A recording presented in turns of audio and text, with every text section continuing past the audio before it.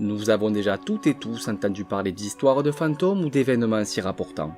Bruits bizarres, meubles qui se déplacent, perturbations électromagnétiques, baisse brutale et soudaine de la température ambiante.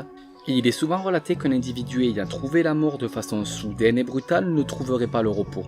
Il resterait alors d'un autre plan, déambulant sans but précis, hantant ainsi le lieu de sa mort ou un lieu qu'il chérissait lors de son vivant. Parmi toutes ces histoires de fantômes, il y en a une qui revient très souvent depuis le début du XXe siècle. Bienvenue à toutes et à tous en Parenthèse Mystérieuse, nous allons parler de la Dame Blanche.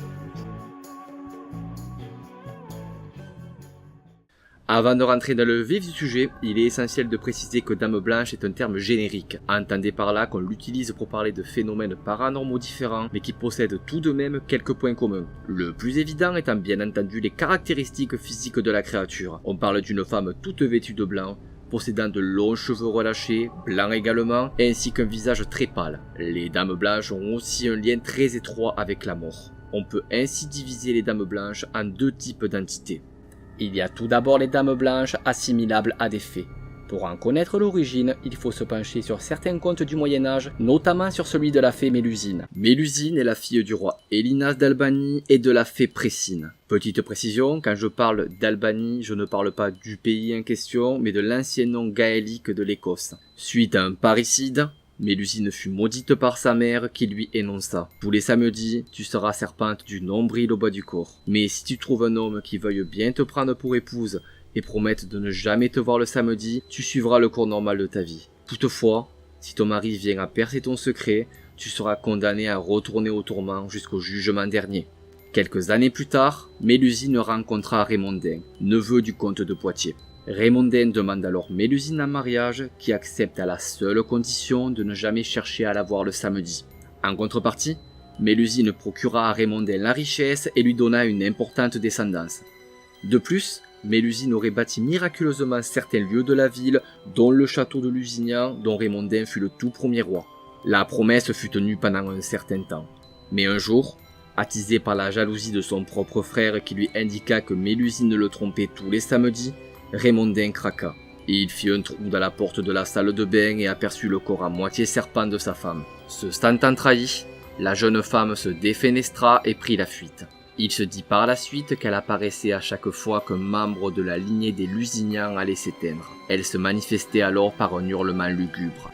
Est-ce là le tourment éternel promis par la fée Précine ? Il est difficile de dire si toute cette histoire n'est qu'un conte ou s'il y a une part de réalité dans tout cela, car le château n'existe plus maintenant. Il a été démantelé en 1586. Il n'y a donc plus de témoignages depuis cette époque. Le conte de Mélusine peut être rapproché de la légende gaélique de la Banshee, une créature surnaturelle dont le nom doit parler aux amateurs de jeux vidéo. Chaque Banshee était lié à une grande famille. À l'approche de la mort d'un des membres, un hurlement triste et terrifiant pouvait se faire entendre à des kilomètres. La Banshee est donc une messagère de l'autre monde possédant un don de clairvoyance. Revenons à présent sur nos fées Dames Blanches. Dans la continuité de Mélusine, il s'agirait de fées liées à de grandes lignées dont l'apparition serait synonyme de mort plus ou moins imminente. À titre d'exemple, le 29 janvier 1889, à Mayerling, en Autriche, un domestique travaillant au manoir du village aperçut une femme vêtue de blanc rôder dans le parc la nuit. Le lendemain matin, Rodolphe d'Autriche, fils de Sicile impératrice, est retrouvé mort aux côtés de sa maîtresse. À l'heure actuelle, on ne connaît pas précisément la cause de la mort. Certaines théories parlent de suicide, d'autres d'assassinat politique. 9 années plus tard, ce sera au tour de Sissi d'apercevoir une Dame Blanche, et 11 jours après, elle sera assassinée à Genève. Est-ce qu'il s'agissait de la même Dame Blanche qui était liée à cette lignée ? Il existe des histoires semblables qui concernent d'autres personnages historiques comme par exemple Charles Quint ou encore Napoléon Ier. Actuellement, nous ne trouvons plus de témoignages liés à des Dames Blanches qui apparaîtraient dans de grandes familles. Il faut dire aussi que la monarchie n'est plus trop d'actualité au XXIe siècle. Il y a cependant un parallèle intéressant à faire. En effet, saviez-vous qu'il était arrivé quelque chose de troublant à Claude François quelques jours avant sa mort ? Sa sœur, Josette François, a raconté qu'un soir, Claude est allé la trouver chez elle. Cela faisait quelques jours qu'une femme vêtue de blanc lui apparaissait le soir et le fixait au moment où il éteignait la lumière. Sa sœur lui conseilla alors de se procurer une petite bouteille d'eau bénite et de la garder près de lui. Il s'exécuta et affirma par la suite à sa sœur que la femme n'apparaissait plus. Claude François mourut le week-end suivant dans les circonstances que l'on connaît tous. Aussi, pourquoi la Dame Blanche serait apparue à Claude François pour tenter de le prévenir de sa mort? Était-il le descendant d'une ancienne lignée puissante? J'ai une théorie personnelle là-dessus. À l'époque, les personnes de la monarchie étaient adulées par leur sujet. Qui sait? Peut-être qu'à défaut de pouvoir protéger une grande lignée, ce genre de Dame Blanche s'est rabattu sur des personnes appréciées à notre époque, les célébrités. Ainsi, peut-être que les membres du Club des 27 ont vu la Dame Blanche peu avant leur mort. C'était soit ça, soit la drogue, soit l'alcool, bon. Voilà.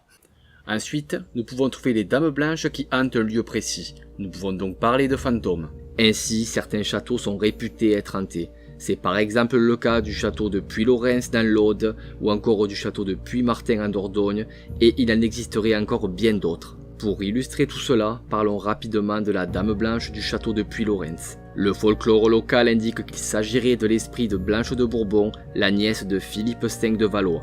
Alors qu'elle se rendait en Espagne pour se marier à Pierre Ier de Castille qu'on surnommait le Cruel, elle séjourna quelque temps au château de Puylaurens sur le chemin. Elle arriva ensuite en Espagne pour ses noces. Il s'agissait d'un mariage politique. Le surlendemain, le Cruel la fit enfermer dans un château et fit en sorte d'annuler le mariage pour raison de non-paiement de la dot. Blanche était passée en l'espace de 2 jours du statut de reine à celui de prisonnière politique. 8 ans plus tard, à l'âge de 22 ans, elle meurt empoisonnée. Son esprit se serait donc attaché au dernier endroit où elle fut heureuse, c'est-à-dire au château de Puylaurens. Selon les témoignages, elle se manifesterait sous la forme d'une lumière diffuse et longerait les remparts du château. Pour la Dame Blanche de Puymartin, il s'agirait du fantôme de Thérèse Sinclair. Suite à un adultère, elle fut emprisonnée pendant 15 ans dans la tour du château. La porte de sa prison avait été murée et seul un espace pour lui glisser de la nourriture subsistait. À sa mort, il n'y eut pas de cérémonie. Son mari laissa le cadavre sur place et condamna la cellule définitivement. Depuis, on raconte que son fantôme hante les lieux sous la forme d'une Dame Blanche. La hantise par les Dames Blanches ne se limite pas seulement au château. Il arrive en effet qu'elle hante également des routes. Nous sommes le 20 mai 1981 dans l'Hérault, plus précisément sur la route qui relie la ville balnéaire de Palavas-les-Flots à Montpellier. Ce soir-là, 2 hommes et 2 femmes âgés de 17 à 25 ans rentrent sur Montpellier. Sur le chemin, près du pont des 4 canaux, ils croisent une femme d'une 50aine d'années entièrement vêtue de blanc. Ils lui proposent alors de la ramener sur Montpellier. La femme prend alors place à l'arrière du véhicule avec les 2 autres filles. Quelques kilomètres plus loin, la passagère se met soudainement à crier « Attention au virage !» Le conducteur prend alors parfaitement le virage, puis 2 hurlements surgissent de l'arrière du véhicule. La passagère avait disparu alors que la voiture roulait et que les portières étaient verrouillées. Ils se rendirent alors au poste de police pour tout raconter.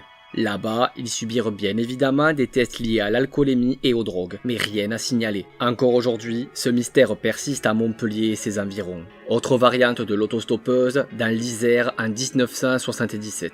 Un soir de forte pluie, un médecin prend en stop une jeune femme vêtue intégralement de blanc. Il lui propose de la ramener chez elle. La jeune femme prend alors place à l'arrière du véhicule et lui indique le chemin.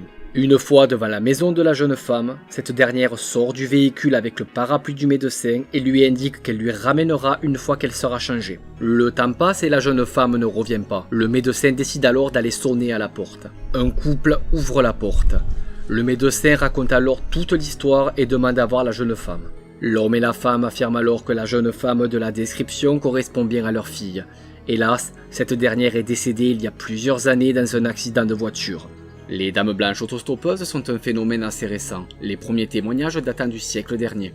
Parmi ces témoignages, il y a fort à parier que certains sont des inventions pures et dures. Certains témoins peuvent également avoir souffert d'hallucinations, mais cette possibilité s'effondre dès lors que plusieurs personnes affirment avoir aperçu la même chose simultanément. Tout comme les Dames Blanches hantant certains châteaux, les fantômes seraient en réalité des jeunes femmes décédées d'un accident de la route. L'esprit de la personne décédée ne trouverait alors jamais le repos et hanterait la route où la mort est survenue. Certains esprits seraient alors conscients de leur état et tenteraient de sauver un maximum de monde. C'est tout pour l'histoire de la Dame Blanche. Comme vous avez pu le voir, il s'agit d'une légende urbaine qui va bien plus loin que celle de l'autostoppeuse fantôme. D'ailleurs, je serais bien curieux de savoir si l'un ou l'une de vous a déjà aperçu quelque chose qui pourrait s'apparenter à une Dame Blanche. En ce qui me concerne, c'est peut-être le cas. Mais ça, j'y reviendrai une prochaine fois. Maintenant, c'est à vous de vous faire votre avis sur l'histoire de la Dame Blanche. Sur ce, je vous remercie d'avoir regardé cette vidéo et je vous dis à la prochaine pour une nouvelle parenthèse mystérieuse.